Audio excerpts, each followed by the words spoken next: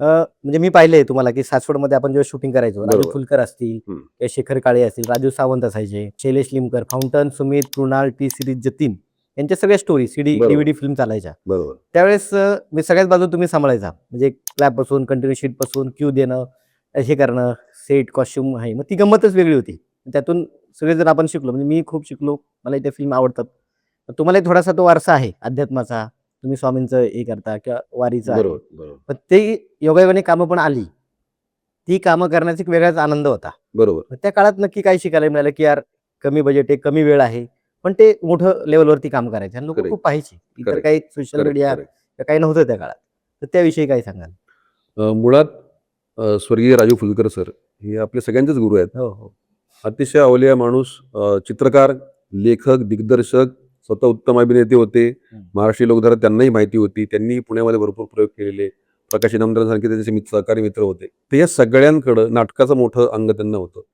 तर या त्यांच्याकडे काम करत असताना त्यांची ऋतुजा चित्र नावाची कंपनी होती आणि ते काम करायचे आपल्या सुभाष परदेशी सरांसाठी, सुमत कंपनीसाठी.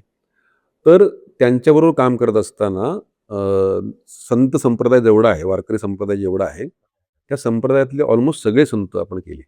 म्हणजे मला चांगलं आठवतं, की विशेष चित्रपट म्हणजे मुंगी उडाली आकाशी. पवईकरांची जी गोष्ट होती, त्या गोष्टीचं रूपांतर फुलकर सरांनी स्क्रीनप्ले डायलॉगमध्ये केलं आणि आपण ऑलमोस्ट मला वाटतं सासवड आणि या सगळ्या भोर वगैरे सासवड, सगळ्या वाई, भागात भोर असं केलं होतं. सगळ्या भागामध्ये 12 ते 15 दिवसाचं शेड्यूल आपण करून ते केलं होतं. तर त्यात तुमचा विशेष सहभाग होता कला दिग्दर्शक म्हणून. कारण की तुम्ही जे काम करत होता झपाट्यानं, अहोरात्र तुम्ही आणि रेणू मला हो, वाटतं हो. रेणू पांढरे. सगळे एकत्र आपण काम करायचो. संजय गोडबोले कॅमेरामन होते. संत सेवा संघ आता ते स्वतः हां. खूप अग्रेसिव्हली काम करतात त्या क्षेत्रामध्ये. तर ही सगळी टीम आपली छान जुळून आली होती आणि सगळ्यात महत्त्वाचं म्हणजे एक माझा खूप जवळचा मित्र आपल्या दोघांचाही खरं तर आणि आता खूप मोठे कार्यकारी निर्माते प्रवीण वानखेडे हो, हो. यांनी मला तेव्हापासून खूप उचलून धरलेलं आहे. हं, हं. ते पुढे येईलच ओघाने. परंतु ही सगळी आपली छान टीम जमून आली होती हं, हं. आणि त्याच्यामध्ये मला खूप शिकायला मिळालं.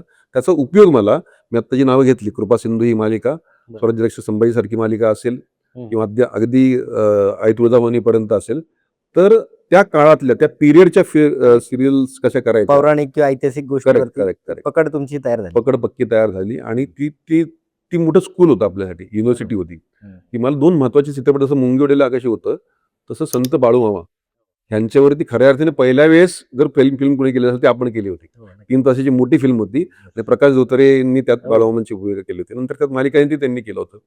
तर असं मला असं वाटतं, की एक तर संस्कार होणं, हं. चांगल्या शिक्षणाचे आणि त्या काळामध्ये खूप चांगले लोक आपल्याला भेटले आणि त्यातनं खूप काही शिकायला मिळालं आणि त्याचा उपयोग मला आता मालिका माध्यमातून होतो.